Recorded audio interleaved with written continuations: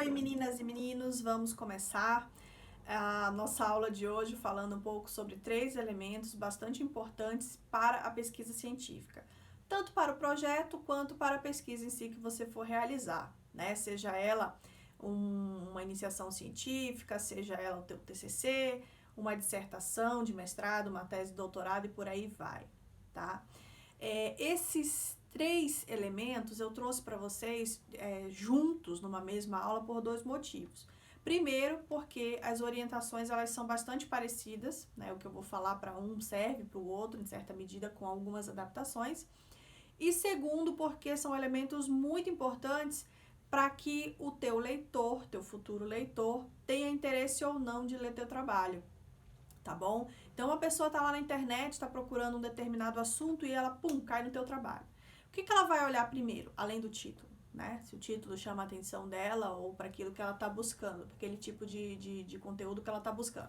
Ela vai olhar o sumário, ela vai olhar o resumo, vai ler o teu resumo e se não tiver bem feito, se não expressar exatamente o que diz dentro do seu trabalho, essa pessoa vai pular fora e não vai ler o teu trabalho até o fim, né? Então, esses 3 elementos, eles vão ajudar nisso. Então, eles serão, na verdade, um convite à leitura do teu trabalho. E muita gente, inclusive eu, faço muito isso. Então, eu pego um trabalho para ler, eu leio lá, vejo se me interessa, e aí eu dou um pulo, né? Vou lá nas considerações finais para ver se tem algo, se o trabalho vai discutir alguma coisa que me interessa. Então, se eu vejo que tem, aí eu volto e vou ler os capítulos, né? Então, são elementos bastante importantes para que as pessoas leiam, né, o seu trabalho e identifiquem algum interesse nele. Então, gente, no materialzinho que eu passei para vocês vão encontrar algumas orientações nesse sentido.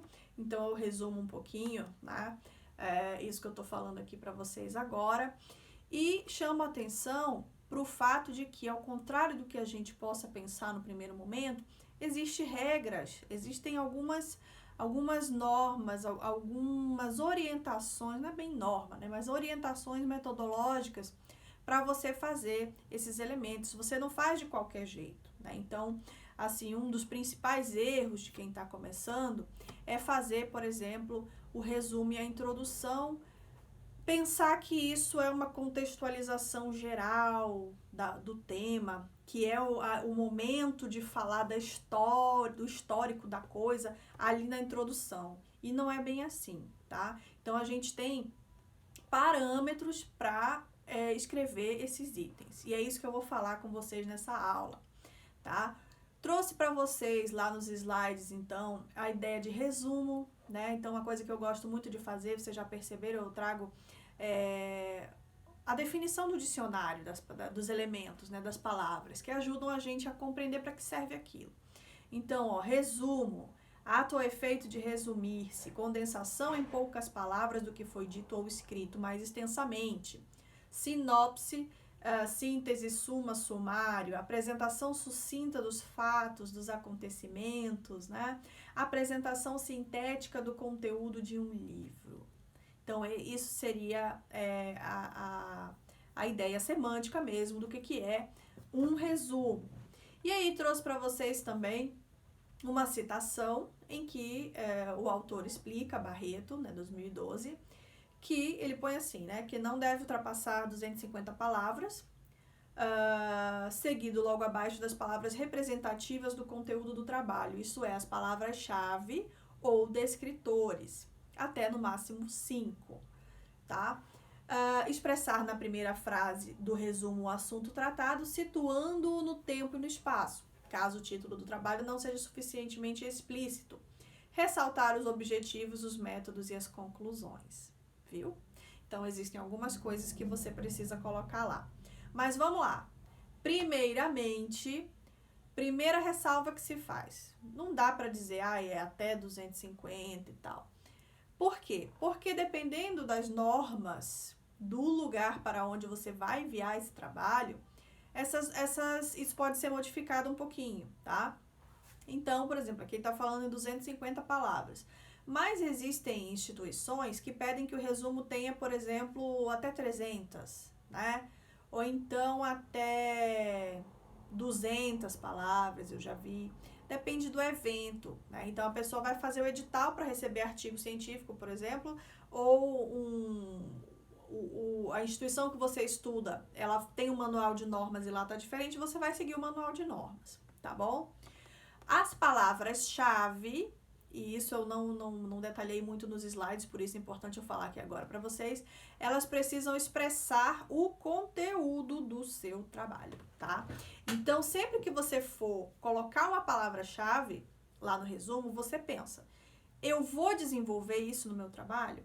Ele está inserido realmente nessa categoria que eu pus aqui, tá? Então, você pensa com muito cuidado e coloca, ok? O que mais? Estrutura, né? Ele dá uma ideia ali de estrutura naquele conceito que eu trouxe para vocês, mas eu coloquei mais sistematicamente isso lá no slide número 6. Então, vocês vão observar. O resumo deve ser estruturado em um único parágrafo, né? Sem subdivisão. Então, você não divide, você não escreve introdução, objetivos, papapá. Você vai apresentar todos esses elementos, mas você não vai dividir o texto. Ele é um texto único, uma caixinha única, um parágrafo único. A forma de você dividir ele vai ser através da construção das frases, né?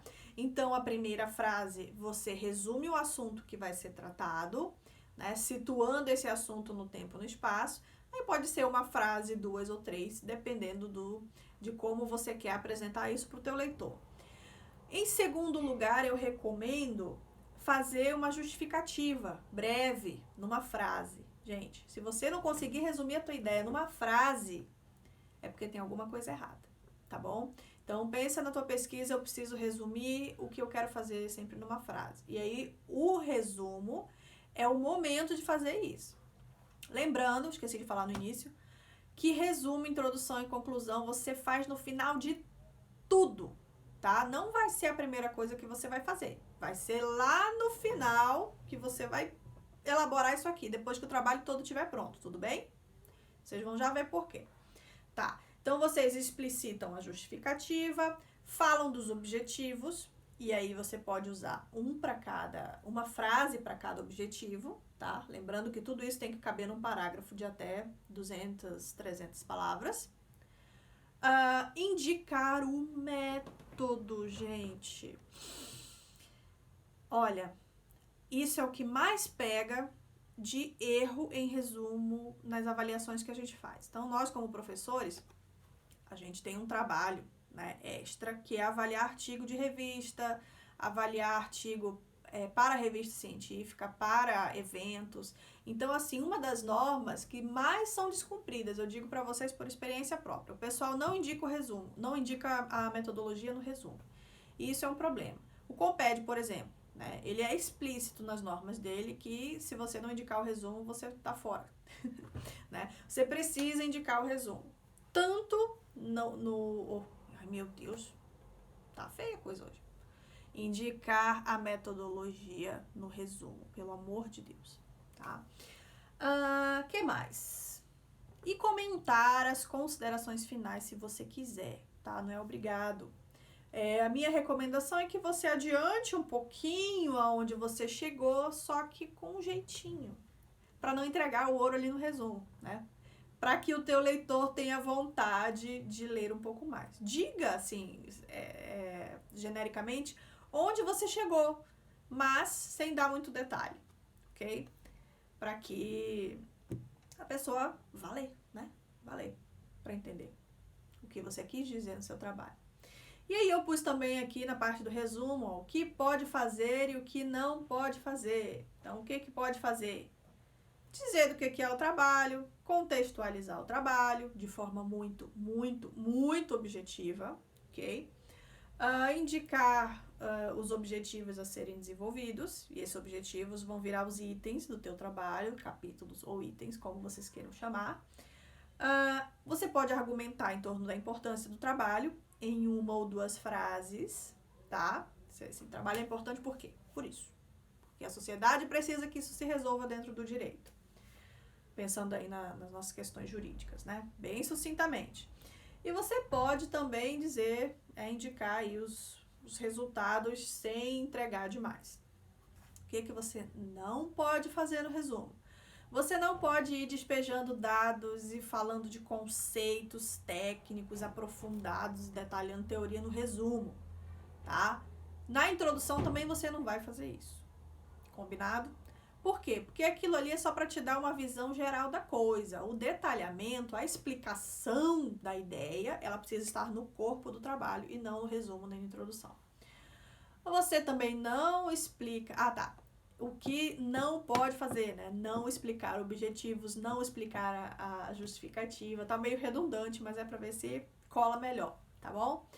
Não use também linguagem sensacionalista, né? Ai, os dados alarmantes, não sei das quantas, papapá. Gente, eu aprendi isso às duras penas, porque eu gostava de, né, ficar falando que como é que eu dizia? Meu Deus, né? Até esqueci já, porque a minha orientadora brigava tanto comigo. Querida, eu amo ela. Mas o que ela dizia pra mim? Dani, você tá sendo panfletária, você tá fazendo panfletagem, você tá tirando dados e não tá dizendo de onde isso tá saindo, e só pra gerar, assim, um certo alarde em relação ao teu texto. Então não faça isso. Não use linguagem sensacionalista, seja objetivo, científico. O que não se faz também? Não se usa citação direta, não se usa citação indireta. Nem no resumo, nem na introdução e nem na conclusão. Por isso que eu disse para vocês que a gente trata isso aqui meio junto, porque as orientações são meio parecidas, né? Trouxe como exemplo, e aí os exemplos de resumo, exemplo de introdução e de conclusão, eu trouxe para vocês a minha dissertação de mestrado, tá? Não é que ela esteja perfeita, linda e maravilhosa, não, tá? Quando você termina um trabalho, você observa que tá cheio de erro, tá? Atire a primeira pedra quem acha que isso não acontece, porque todos os seres mortais que eu conheço viveram isso, né? Então você faz lá teu trabalho, você acha que ele tá lindo e maravilhoso, lê ele daqui a 2 anos. Nossa Senhora, é de arrepiar todos os cabelos da cabeça. Tá, mas aí o que acontece? Voltando aqui, coloquei para vocês a minha dissertação para vocês terem uma ideia. Para vocês verem o quão complexo é isso, eu fui ler de novo o resumo e vi que não estava nada certo o meu resumo. Ele não era um resumo técnico, ele era um resumo genérico. Eu joguei ali as ideias, então cometi um erro. Então o que eu fiz? Eu refiz meu resumo e coloquei para vocês aqui nos slides, tá bom? Então vocês vão olhar lá, vão ler o resuminho que eu fiz para vocês e vocês vão perceber esses elementos que eu falei para vocês. Existe uma contextualização do tema, existe uma justificativa da importância do tema, existe a indicação do objetivo geral, a indicação dos objetivos específicos que vão ser desenvolvidos nos capítulos da minha dissertação, existe a indicação do método. Eu não falei muito de resultados aqui, porque eles já estão meio subentendidos nos objetivos, tá bom? Então, você indicar o resultado ou não, aonde você chegou, depende muito da... se isso ou não aparece no teu resumo antes. E as minhas palavras-chave. Então, eu quero que vocês leiam isso daí, com calma, atenção, não em relação ao conteúdo, que nem todo mundo vai se interessar pelo que eu estudei lá no mestrado, mas a estrutura, tá bom? E aí, gente, passar para introdução, ok? O que é a introdução? Ato ou efeito de introduzir-se, texto que antecede uma obra escrita e que tem por finalidade apresentá-la ao leitor.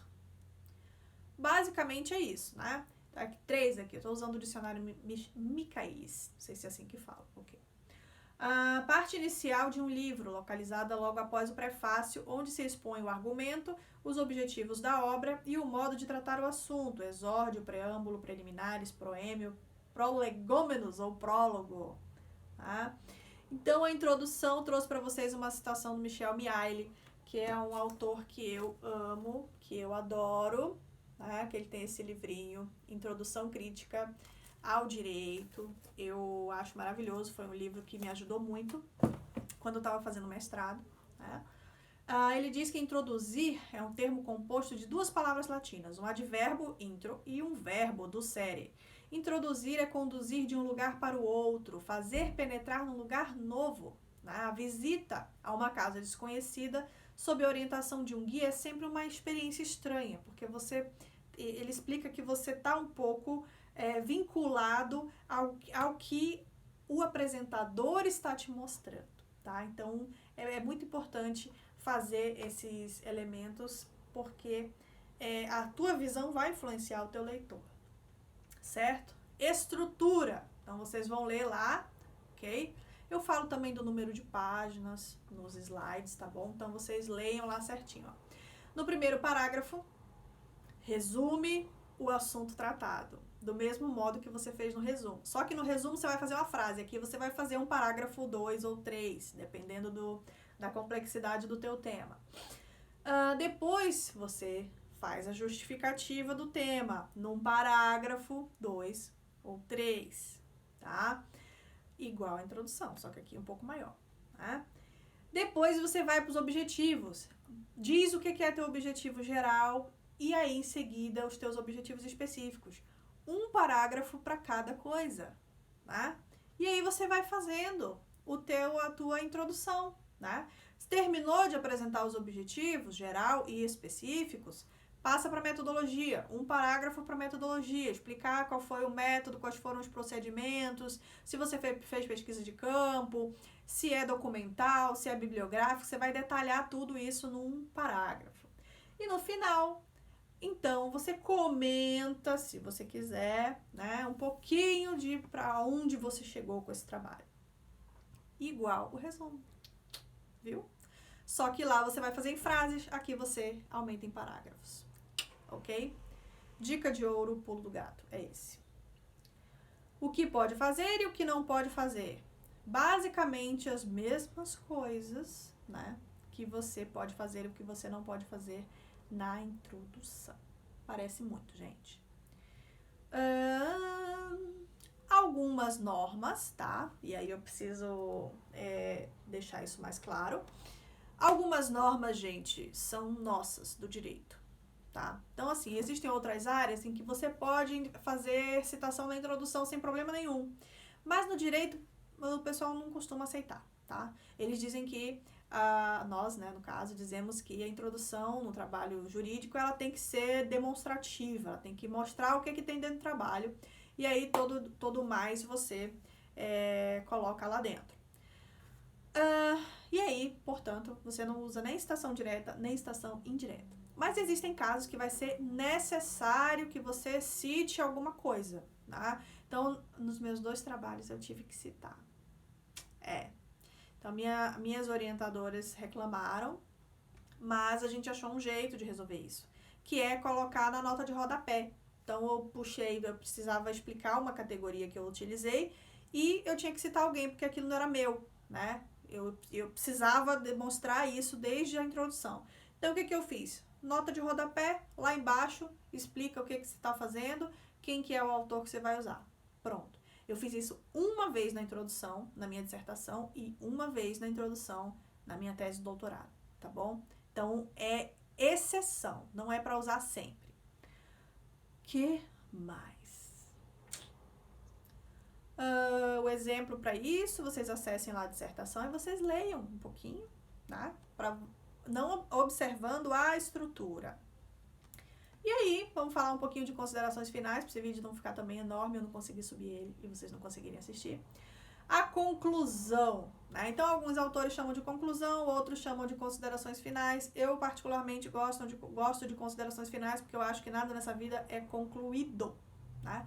Então, na ciência, a gente não pode dizer que chegamos a uma conclusão. Nós chegamos a uma conclusão bem transitória, na verdade, né? Isso pode mudar ao longo do tempo, das circunstâncias.